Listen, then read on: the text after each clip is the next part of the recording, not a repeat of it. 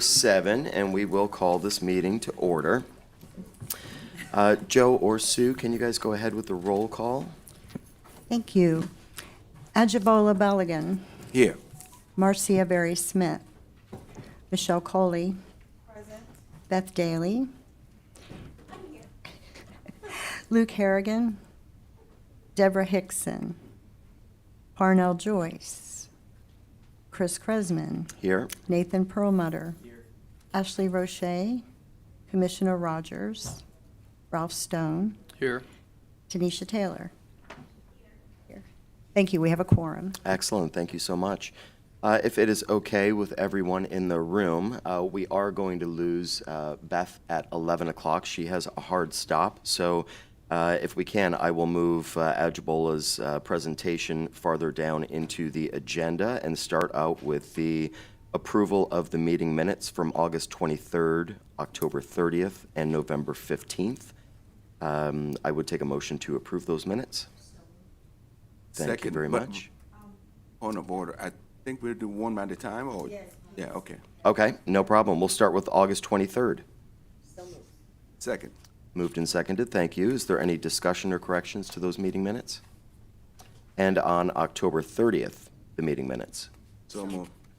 Thank you. Moved and seconded for October 30th. Any corrections or discussion?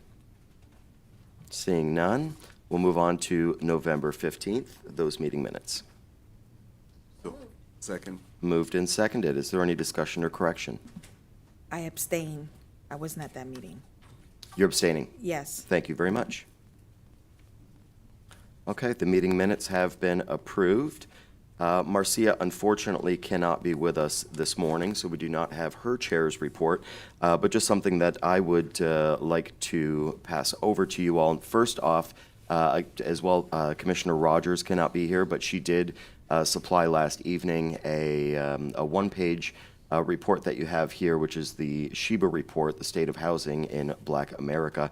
I'm sure that she would be able to go over this report and give her thoughts on it at our next meeting, but that is here included for your reference. So please take a look at that at your convenience. I will report that on Tuesday, Senator Pizzo and Senator Bradley did have a condo summit down in Davie.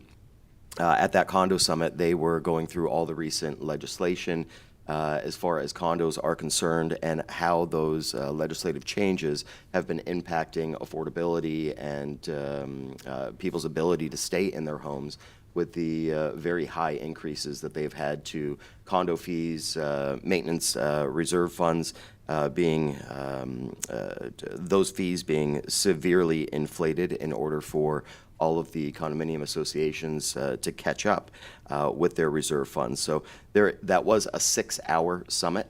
There were several panels that were involved with different stakeholders from insurance, legislators, condo boards, HOAs, property management companies. The realtors were involved as well. Florida Realtors had some representation there, sitting on 2 different panels to discuss sort of what they're seeing boots on the ground and how this is really affecting homeowners across the state, but especially here in Broward County. So that is going to be a very long recorded meeting, but I'm going to get that link over to Sue as quickly as I can, so that way she can distribute it to you all, so we can see exactly what those legislators were talking about on those panels.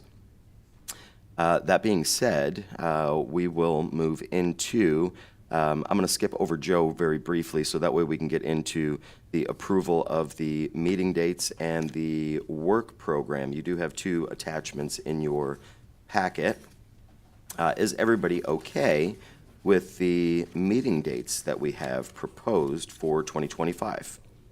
Are there any corrections, or does anybody see any conflicts in their schedules? Mr. Chair, may I ask if the committee still wants to meet at 10 a.m. in the morning? We have noticed that some members have difficulty getting here at 10 a.m. in the morning, and we're wondering if it would be better to meet at 9. 10 was an historic time that was associated with a previous meeting place that didn't open up until 10 o'clock in the morning, so that's where the 10 came from. But I don't know if anyone is interested in changing the meeting time, start time. I'm all ears. What's that? You like 9 too? Okay.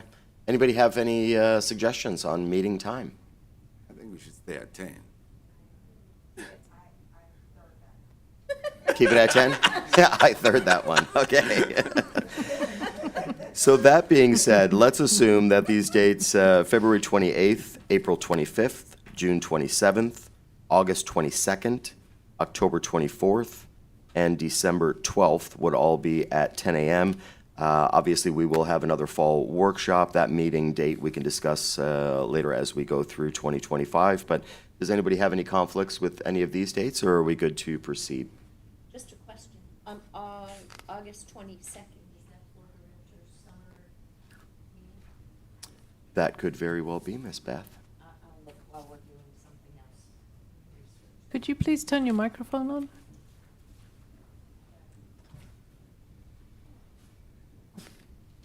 Could ask again. No, it's just so it doesn't pick up on the recording. If you're not, you need to turn it on to the green light, and then it picks up on the recording. Thank you. Those on Zoom can't hear you. Oh, okay. So I'll check to see if our summer meeting is in August 22nd. So Beth, while you're doing that, let's take a look at the following page, which is going to be the Broward Housing Council 2025 work program. This is the proposed workload for the Broward Housing Council for 2025. Number one, to facilitate coordination between us and the county and the County Board of Commissioners. Increase affordable housing stock, which is obviously a huge goal and has been for a long time for this council. To enhance housing stability, advocate for legislative change, which I think that we do quite well, streamline processes, address homelessness, and support countywide financing.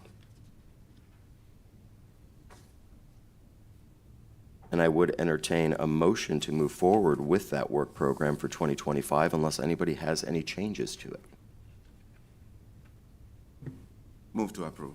Thank you, sir. Second. It has been moved and seconded to approve the proposed Broward Housing Council 2025 work program. Is there any discussion? All in favor, please say aye. Aye. Any opposed? And any abstaining? Okay, motion carries unanimously. Thank you. Going back to meeting dates, Beth, do we have a conflict? We're clear. We're clear. Yes, sir. Okay, beautiful. So I would entertain a motion to approve those dates for 2025. So moved. Thank you very much. Do we have a second? Second. Thank you. Moved and seconded to approve those meeting dates. Any discussion there? Seeing none, all those in favor, please say aye. Aye. Any opposed? Motion carries. Those meeting dates are approved. We will get into now Joe's director's report, please. Thank you. I'll keep it brief because I know we all want to hear the presentation. Couple of things. I just wanted to update you on the MySafe Florida condo pilot project, which some of the members had asked about. This was opened up November 24th, and it was almost immediately closed when there was far more subscriptions to the pilot program than there was money available. The legislature made available $30 million in grants that were at a 1-to-2 match for specific hurricane-type mitigations in condominiums, and the grants were to the associations, but it was greatly oversubscribed at this point. They are required by the legislature to provide a summary report on February 1st to the legislature on how the condo pilot project has gone.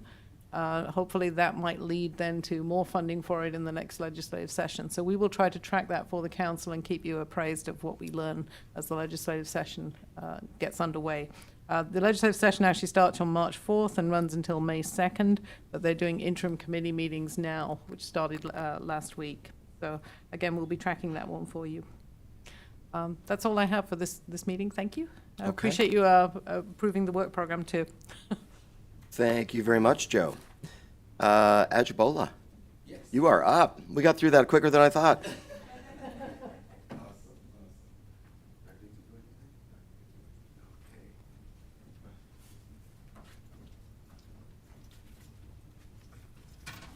Go ahead.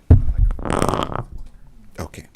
I want to first of all thank the council for inviting us to make this presentation about the success of the city's infill affordable housing council for infill lot of affordable housing council. For those who weren't here last council meeting, we were asked to make this presentation considering our success thus far. So we wanted to make the presentation. It's going to be a team presentation. I'm going to make my portion very brief because I want to make sure Beth will be able to be partake in all of the items since he has a 11 o'clock hard stop. So it's going to be a team presentation. I have with me here, of course, I'm the city manager for City of West Park, Ajibola Balogun, and I have my Community and Economic Development Director who's also going to come right after I present a couple of the first two slides.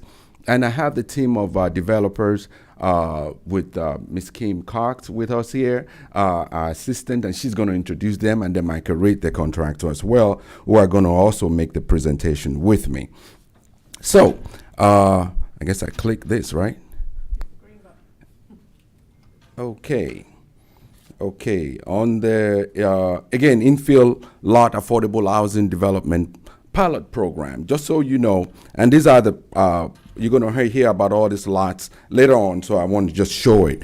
We kind of, in 2017, the county unanimously adopted a resolution back in on March 14, 2017, to adopt the Broward Municipal Service District Infill Lot Program, which was established by the county, and the county kind of constructed about over approximately 40 homes, single family homes, and urged all municipalities to also follow in the suit. Of course, the newest city in West Park, in the county at that time decided, yes, we will take the step with a goal to enhance the single family resident character in the city of West Park, and to they provided 5 lots, which I showed earlier,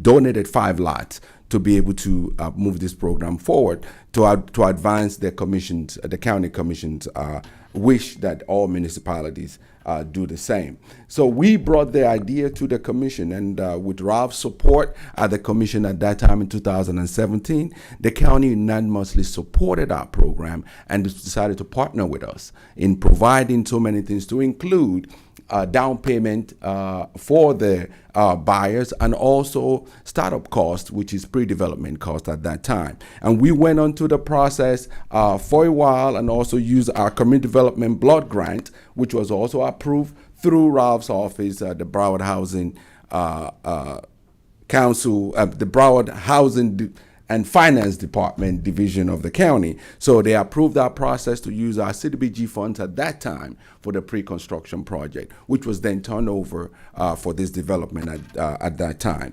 Fast forward to back in 2017, you will see on the screen, that's when the approval was made to use the CDBG funds. With that, we started the process of the development. I'm going to call our Community Development Director to come forward. We started with advertising the project at that time to our developers available, and you will see that's when we have our developer. And I'm going to turn it over to Stephen to present some of the requirements we had at that time, and now we ended up selecting 2 developers, and they will come forward at that time. Stephen, if you will. Okay, good morning, everyone. It's wonderful to have the opportunity to share some of the fruits of our partnership with Broward County, with, again, special thanks to Ralph Stone for all his assistance throughout the whole process. Going on, the manager spoke about the CDBG agreement that we received from Ralph following approval of our pilot program through Broward County and the city. The CDBG agreement obviously has all the HUD requirements in there, and also the fact that we must sell these homes to folks making 80% and below the median income in Broward County. So what we did, if we could get to the next, no, just keep it on that one, that's fine. But these are the requirements of our RFQ that we put out. Oh, the button is here, okay. Okay, so these are the requirements of our RFQ. What's important to note if you can make it out on the second page, are many of the requirements, because I think we're all aware, we're all in the same quote-unquote business. We know that affordable housing sometimes has a negative perception. I was just speaking to Joe about negative perceptions in other areas of housing as well. So we wanted to make sure from the beginning that strict requirements are in there to maintain the quality of these homes. So if we look at our list on the second page, we have exterior fencing must be PVC fencing. So it's not just wood fencing, it's PVC fencing. We also ask for impact windows. We ask for specific 24 by 24 floor tiles in many areas of the home. We specified the AC system. It must be a 16 SEER.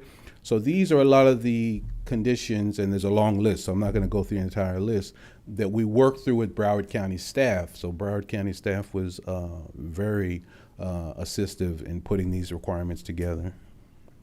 Let me see. Oh, it's the green, okay. Okay, and ultimately, we had a selection committee. We had a member in here who actually sat on the selection committee, and ultimately we went to the city commission with the selection committee recommendations, and the commission actually selected 2 developers in this case. The first one, which we have with us today, is Kinetic Lifestyle Homes, and they also selected a second group, which is the Housing Foundation of America. What this did in terms of the selection was put a spotlight on some of our local development talent, which is the Kinetic Homes group. They're actually from West Park, so there was an opportunity to spotlight local talent. The other thing it did is actually provided some kind of a friendly competitive nature by selecting 2 developers, and many of the lots were side by side. There was a certain bit of competition involved as well. The next step, of course, is we entered into development agreements based on the City Commission approval with the 2 selected development firms. The groundbreaking for Kinetic Lifestyle Homes actually took place on February 27th, and that was the beginning of construction at that point. These are some of the examples of what the lot looked like with the pre-development conditions on the left, and the framing up of the foundation in the middle, and of course the erection of the walls on the structure next. We also have a few photos here, some of the interior development, which Alco Construction was highly responsible for, of course. The interior framing out and the electrical systems and the drywall installation. And then ultimately, within 5 months of receiving permits from the city, they were able to complete the projects and receive certificate of occupancies for the project. One of the contributing factors was the fact that we had expedited permitting. We have a great relationship with our building department, so they expedited the process. So all this help, of course, the developer's responsiveness contributed quite a bit. And again, we were able to complete the homes within 5 months, which is very, very good. This was the actual ribbon cutting ceremony to welcome the new homeowners into one of the homes here. That took place on November 11th. And without further ado, I'll turn it over to one of the stars of the show, which is the actual developers. Oh, I have one other thing to mention. I don't want to neglect our second developer. They've been doing an excellent job as well. So we're going to take a look at where they are in the process as well. So thank you, Q. Okay, this was the groundbreaking for the second group, which is the Housing Foundation of America, which took place on June 28th. And as of today, these are the 3, you see they're numbered. So these are the 3 homes that are being completed by the Housing Foundation.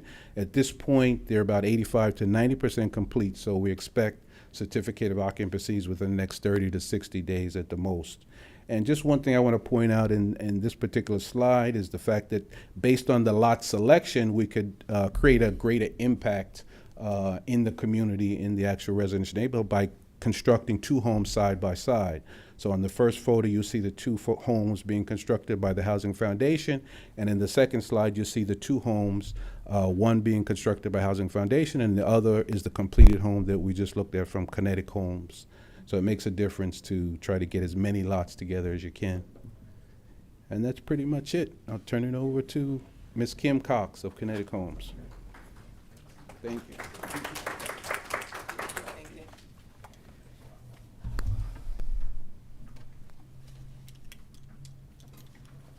Good morning. Good morning.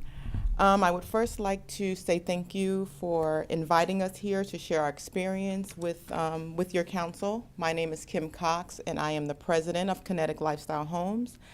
And we've most recently completed 2 homes, not just regular homes, the most dynamic homes I feel that I've seen in the affordable housing arena. And we're also thankful to West Park and its commission for seeing the benefit of selecting local talent to fulfill this mission for them. Although we were the underdog, our sacrifices, passion, and dedication to community and development was our driving force to make this project a success. So to truly understand how we were able to complete this project in just 5 short months, you really need to understand the key players here. So myself, I am a licensed realtor for the past 20 years. I'm also a real estate broker for 8 years, and also doing renovations and rehabs for the past 5 years. Prior to that, I was financial advisor for 8 years. So naturally, construction and finances come naturally for me. And I want to introduce Michael Rett, from Alco Construction. He is the contractor.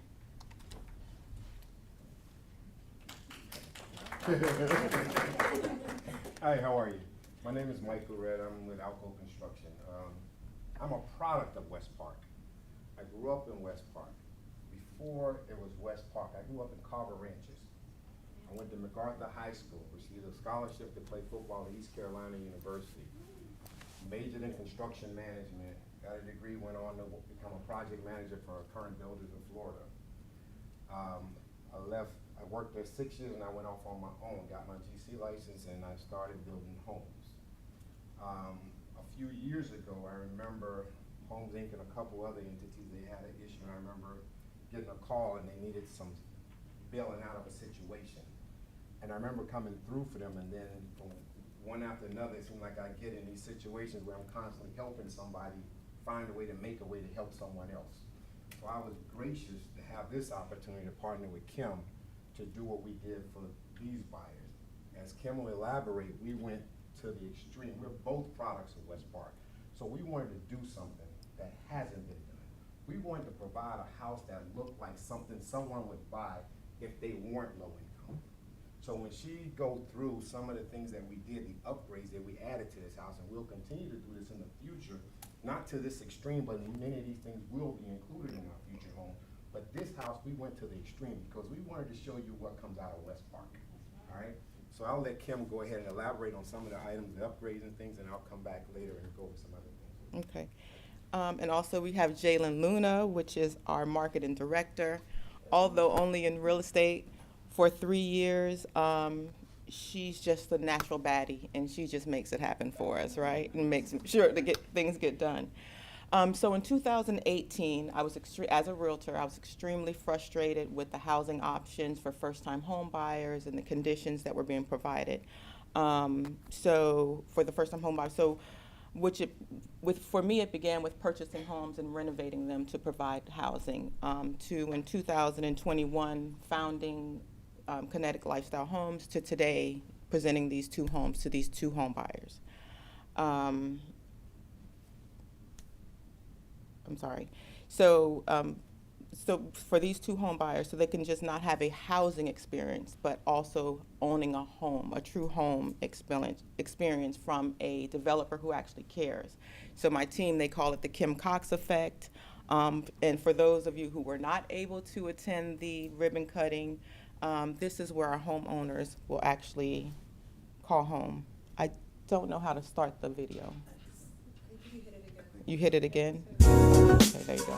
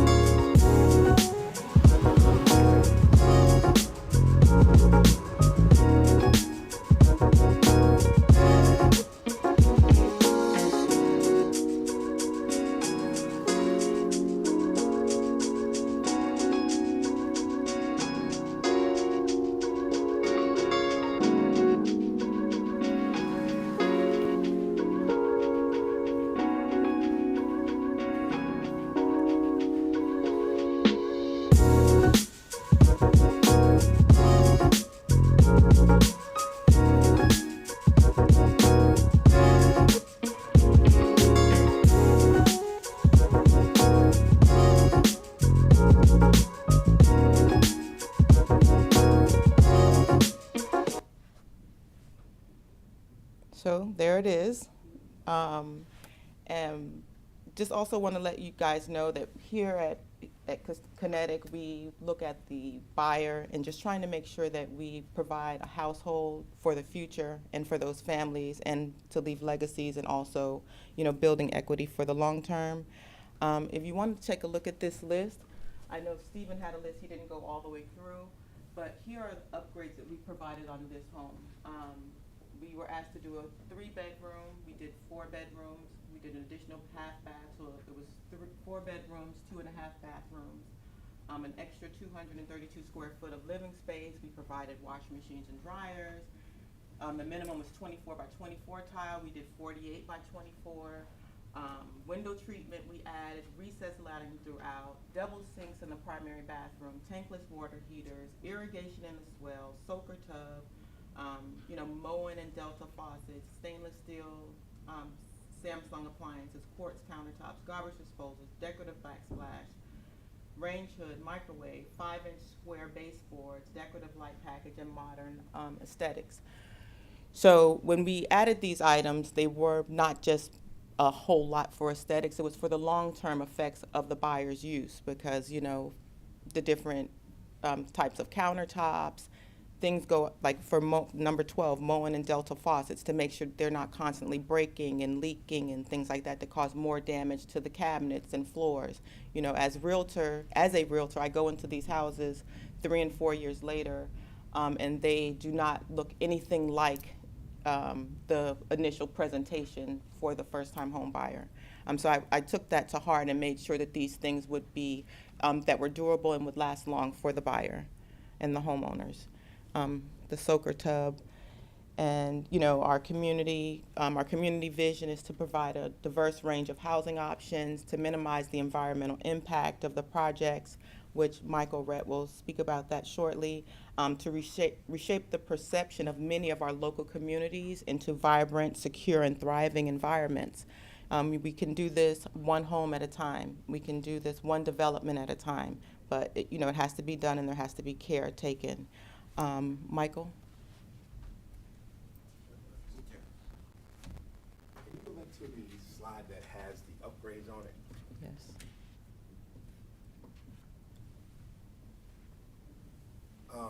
One thing I've learned over the years when I've been building, especially market rate stuff, women, when I put a bathtub in, the first thing they complain about is the depth of the tub.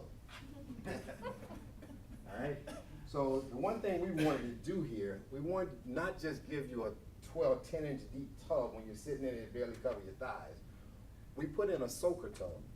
And yeah, it's a difference, but again, we wanted to do something here that was a little different in this house. Again, this won't be every house, but we wanted to just go all out here for West Park, and so you all can see what comes out of West Park.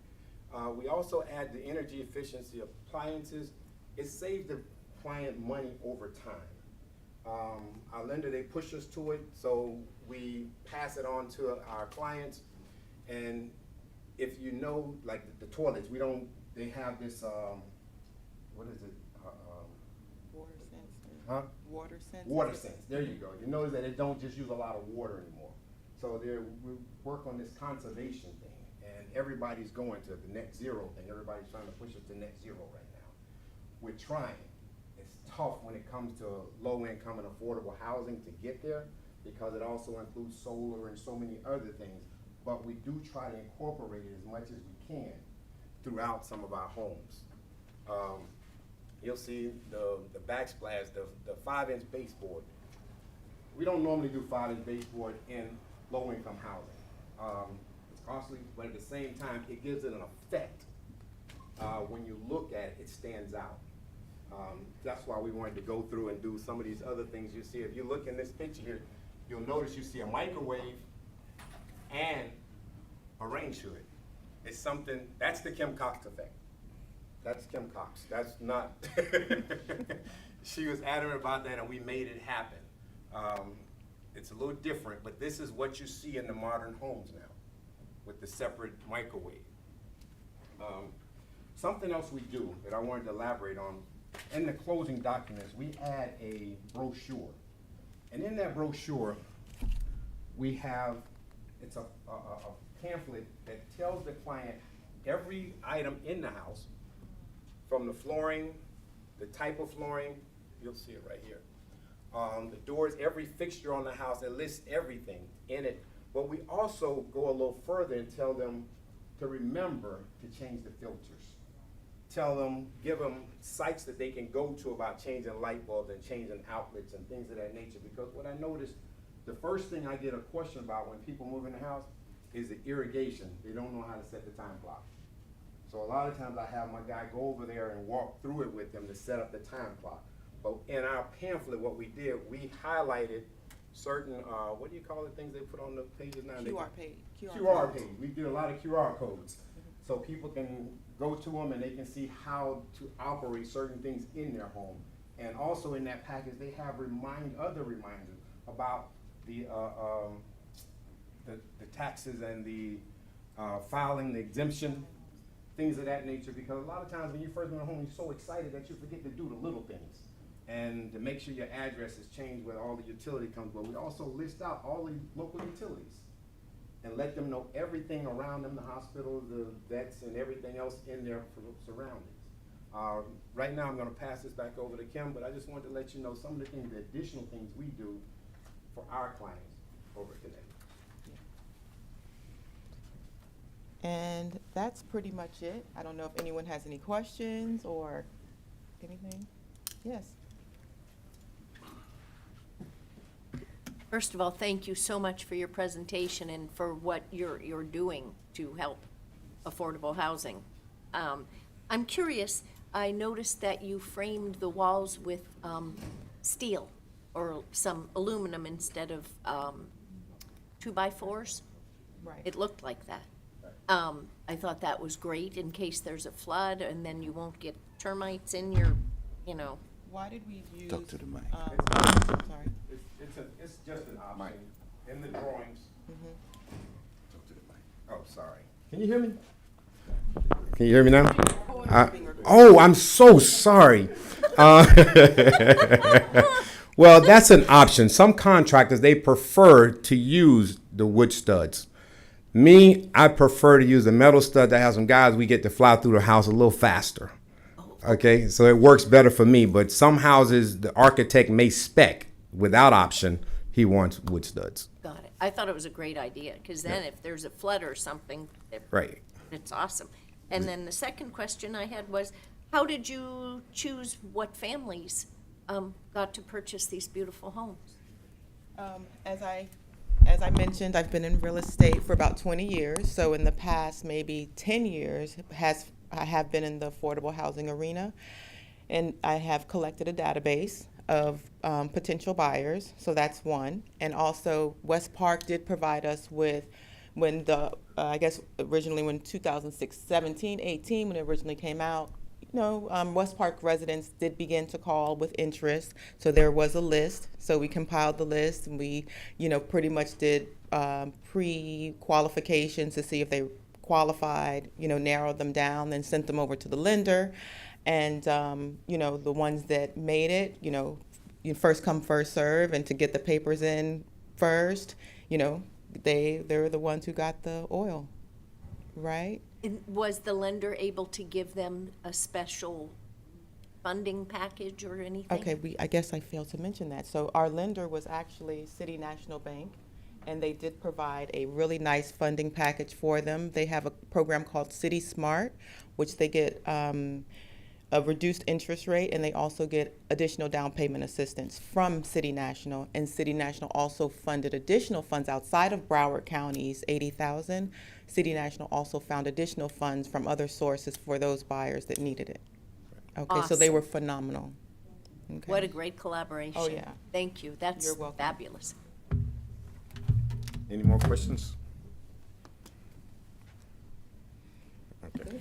I would just like to comment that, Kim, it was awesome working with you in Kinetic. And we were thankful to be able to support the two buyers, not only Ms. Bryant, but also the first buyer that closed. The loan officer it was funny because I talked to him on the way here today, and we were talking about Miss Bryant. So, we're just thankful for the opportunity to serve, and the home is beautiful. And I just know that she's gonna have years of blessed living in that home. So thank you. 5 months is amazing. You guys have to understand, when we work with these buyers, it's a year and a half, and then they're going, oh, we're finally pulling permits. So the collaboration between West Park and the developer to get this moving that quickly is amazing. So hats off on a great job. Thank you. Thank you. Again, just in closing, thanks for the opportunity. Again, I will be remiss if I don't thank the county staff members, the Broward Housing Council. Of course, Ralph heard from me almost every month through this process. And also Joe for your support and assistance as well. We plan to do more of this. It's our intent to continue this process, and we have other opportunities. We want to try to provide more affordable housing in our community. So again, thank you for inviting us. Thank you. Great teamwork, everybody. It's like half the people in this room had something to do with these houses. It's amazing. Edgebola, I will say it's incredible that the city of West Park actually took the time to choose local builders and local talent in order to do a project like this. We've seen from commission meetings in cities across Broward County that a lot of times they're using outside talent in order to put these projects together, but it's our local people who are really giving back to the communities that they live, work, and play in. So it's nice to give them the opportunity to come to the table and show what a local builder can actually do in order to make this project happen. And that home is absolutely drop dead gorgeous. I'm sure you made some people very, very happy and proud to be homeowners. So congratulations to everyone. That being said, we are going to move on to our proposed county ordinance to implement charter changes. And I believe we have Karina here. Thanks, Karina.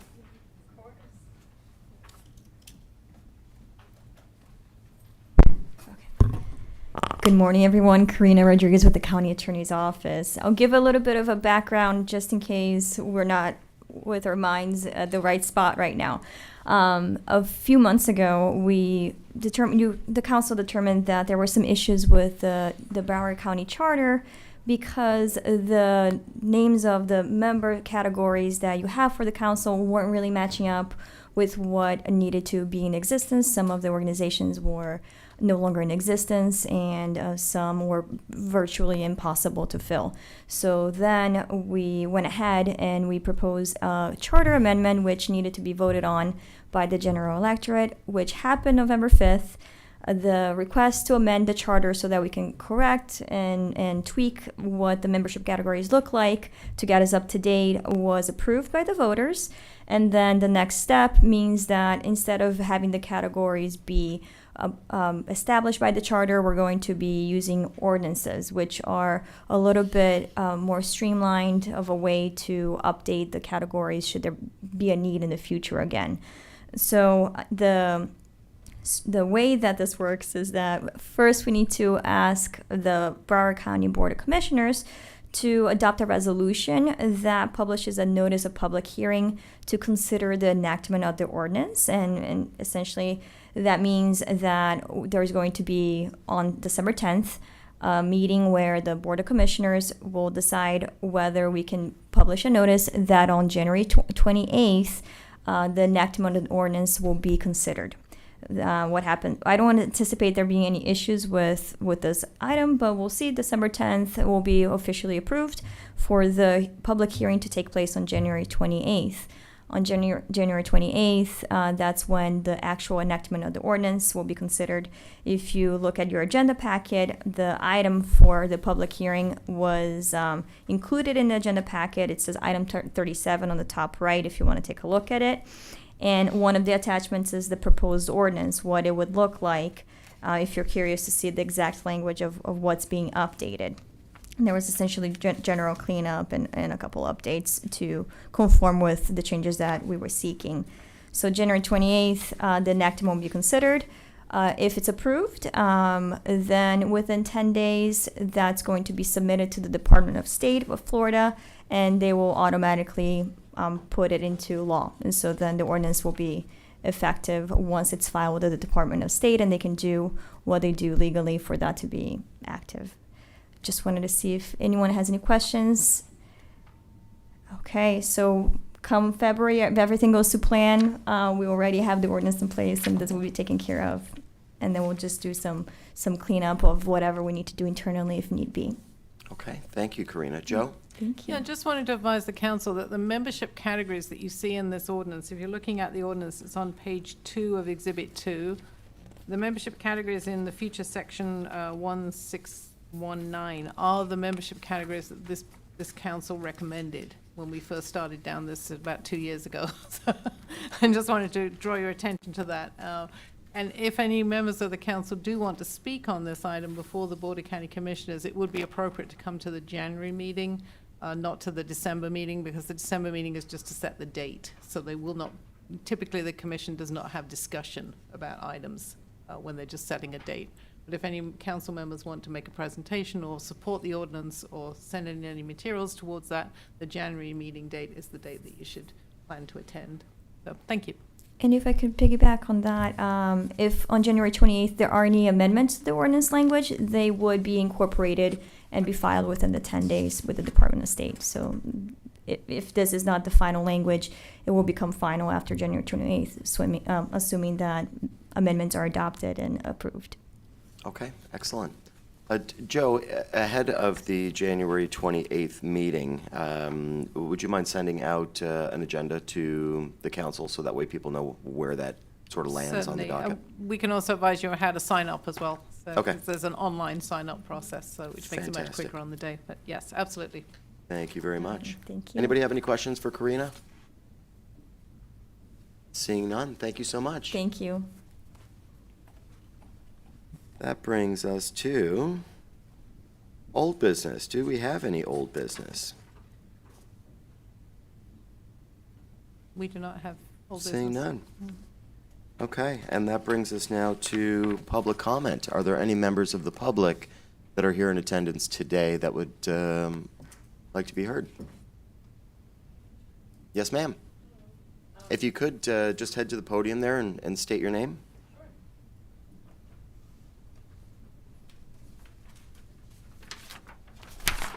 Hello, everybody.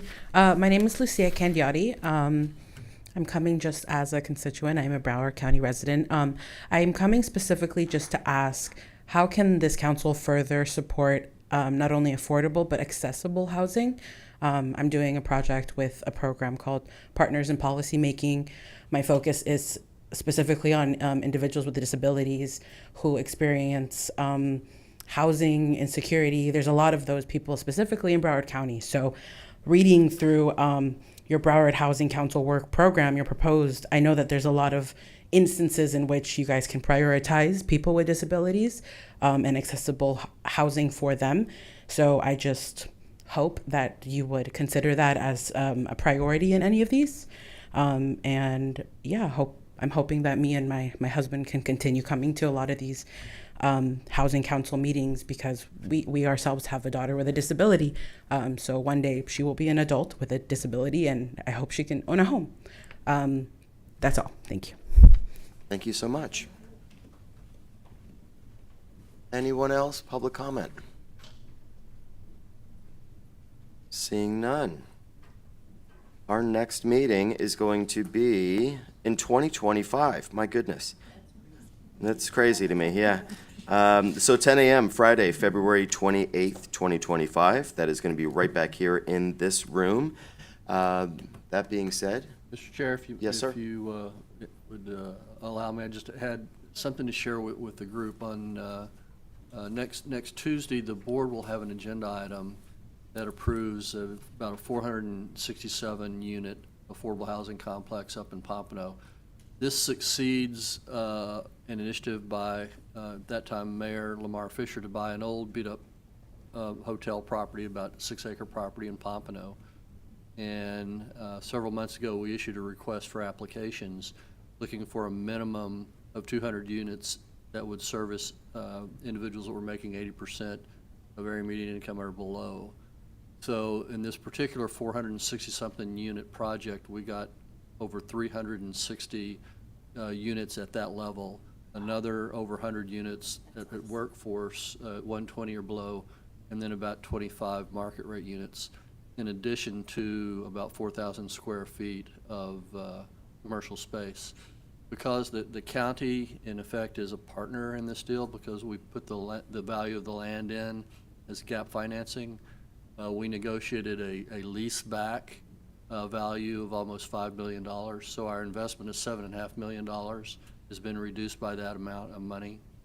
And just kind of as a benchmark, we kind of use $50,000 per unit subsidy is what we would like to achieve in these deals.